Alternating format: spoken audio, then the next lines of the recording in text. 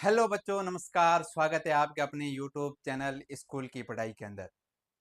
हमारे क्लास 8 का पहला पाठ है फसल एवं प्रबंधन, और उसका जो अंतिम भाग है जिसमें आज हम पढ़ने वाले हैं कि फसलों के अंदर जो अनावश्यक पौधे उग जाते हैं उन खरपतवार को हटाना, और खरपतवार हटाने को क्या कहते हैं और उनके भंडारण तक की समस्त विस्तृत जानकारी आज पढ़ेंगे। तो सबसे पहले ही पहले आता है कि खरपतवार होता क्या है। खरपतवार खेत में कई अन्य अवांछित पौधे प्राकृतिक रूप से फसल के साथ उग जाते हैं। इन अवांछित पौधों को क्या कहते हैं? खरपतवार कहते हैं। जैसे ये कोई फसल का पौधा है और इसके साथ अवांछित जो पौधा होता है, यानी जिसमें हमारे फसल को नुकसान पहुंचता है, और इस नुकसानदायक पौधा होता है, इस पौधों को क्या कहते हैं? खरपतवार कहते हैं। अब इस खरपतवार को हटाने की जो प्रक्रिया है उसको हम क्या कहते हैं? निराई कहते हैं। निराई जरूरी क्यों है? क्योंकि खरपतवार में जो जल होता है पोषक होता है एवं प्रकाश की स्पर्धा करके फसल की वृद्धि को प्रभाव डालता है। यह जैसे अवांछित पौधा है और इस फसल के साथ उग गया, तो जितनी हम उत्पादन क्षमता चाहते हैं वो हमको नहीं मिलती है। जैसे हम इस फसल को पानी दे रहे हैं और पानी के साथ हम इसको खाद दे रहे हैं या उर्वरक दे रहे हैं, तो ये आधे से ज्यादा यह ग्रहण कर लेता है, जिससे हमारी फसल को जितना विकास चाहिए वो विकास नहीं हो पाता है। इसलिए हमको क्या जरूरी है? निराई करना बहुत ही जरूरी है। और इसके साथ ही खरपतवार कटाई के अंदर भी बाधा डालते हैं एवं ये पशु के लिए भी विषैले हो सकते हैं, क्योंकि जिस प्रकार ये फसलों के साथ कटाई करेंगे तो फसल की कटाई होने के बाद इनका हम भंडारण करते हैं, और भंडारण के समय ये जो साइलो के रूप में व्यवस्थित होता है, तो उसको जितनी हम फसल की बाजार के अंदर मूल्य क्षमता होती है वो देना चाहता है, तो उसकी में भी हमारी क्या कर देता है? कमी कर देता है। कौन? खरपतवार। तो खरपतवार अवांछित पौधा होता है, उसको हटाने की प्रक्रिया होती है, वो कहलाती है निराई।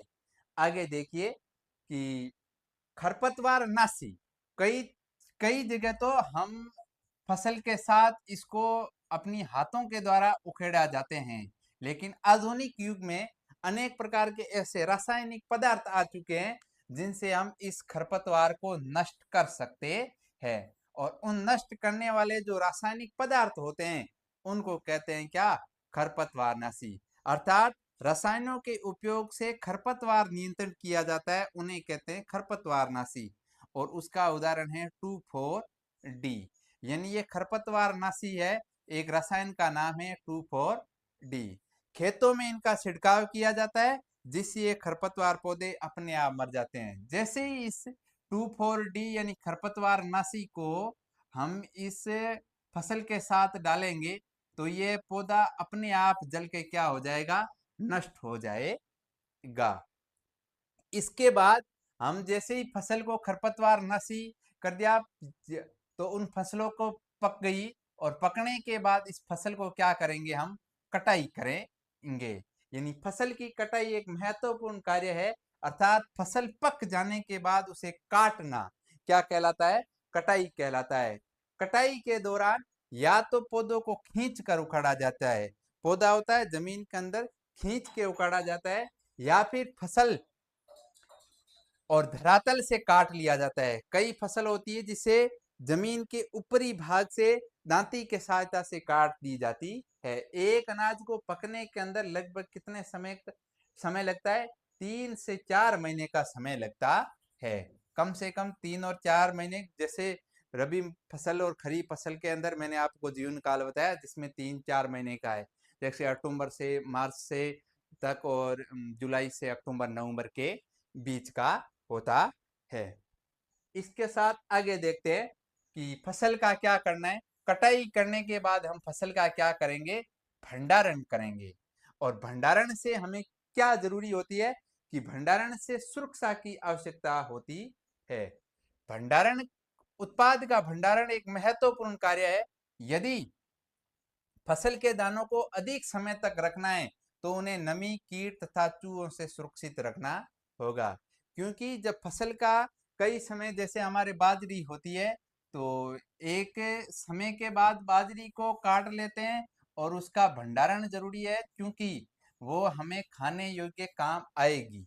तो उनसे हम क्या करेंगे, पहली बात तो बाजरे को नमी से दूर करना पड़ेगा, कीट पतंगों से दूर करना पड़ेगा। इसलिए इसे फसल का क्या करना चाहिए, भंडारण की सुरक्षा की आवश्यकता है। दूसरा, किस तरह कर सकते हैं भंडारण, धूप में सुखा सकते हैं कि ताजा फसल में नमी की मात्रा अधिक होती है। यदि फसल के दानों और बीजों को सुखाए बिना भंडारित किया जाए तो उनके खराब होने और जीवों के आक्रमण से अंकुरण के लिए अनुपयोगी हो जाते हैं। अतः भंडारण से पहले दानों दानों का धूप में सुखाना आवश्यक है। यदि हम उस फसल को धूप में नहीं सुखाएंगे, सीधा यदि भंडारण कर देंगे, तो क्या होगा कि कुछ समय के बाद वे बीज अंकुरित होने लग जाएगा और वह हमारे कोई काम का नहीं है। यदि बाजरा है तो वह खाने योग्य नहीं है अंकुरित होने के पश्चात। इसके बाद कि कवक एवं बीजाणु जीवाणु से क्या होना चाहिए, बचाव होना चाहिए। जैसे ही धूप में सुखाने के बाद दानों में नमी की कमी होगी। धूप में सुखाने का अपना मुख्य मकसद है कि नमी को क्या करना है, कम करना है। और नमी में कमी आने के पश्चात उनकी कीट और पीड़कों तथा जीवाणु से, कवक से भी सुरक्षा हो जाती है। सूर्य के प्रकाश से जितना हम फसल को लंबे समय तक इकट्ठा रख सकते हैं, वो सारी उसके अंदर क्षमताएं आ जाती है। अंत में है कि भंडारण का साधन, किसान अपनी फसल उत्पादन से भंडारण के जूट के बोरों तथा धातु के बड़े पात्रों में करते हैं। बड़े पैमाने पर बीजों के भंडारण क्या कहलाता है, साइलो कहलाता है, और जिन्हें भंडार गृह में किया जाता है। एक सबसे बढ़िया चीज मैं बताता हूं, यह प्रश्न आता है किसमें, बोर्ड परीक्षा के अंदर, क्या है, साइलो। ये याद रखना, 1 नंबर का प्रश्न आता है कि साइलो क्या होता है।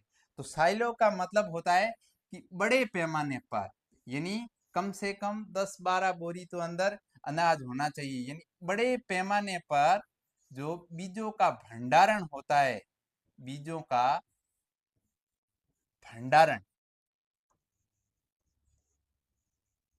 बीजों का भंडारण क्या कहलाता है, साइलो कहलाता है। ये 1 नंबर का बोर्ड परीक्षा के अंदर आपका प्रश्न आता है, ये आप विशेष याद रखिए। दूसरी चीज, 1 नंबर का प्रश्न आता है, इसके अंदर रिक्त स्थान में कौन सा, खरपतवार क्या होता है, खरपतवार क्या होता है। एक बार ये भी प्रश्न आ चुका है कि 2,4-D क्या है। तो इसका भी याद रखना है, 2,4-D क्या है, एक खरपतवार नाशी है। आज की क्लास यहाँ अपना पहला पार्ट खत्म होता है। चलिए मिलते हैं नेक्स्ट वीडियो के अंदर।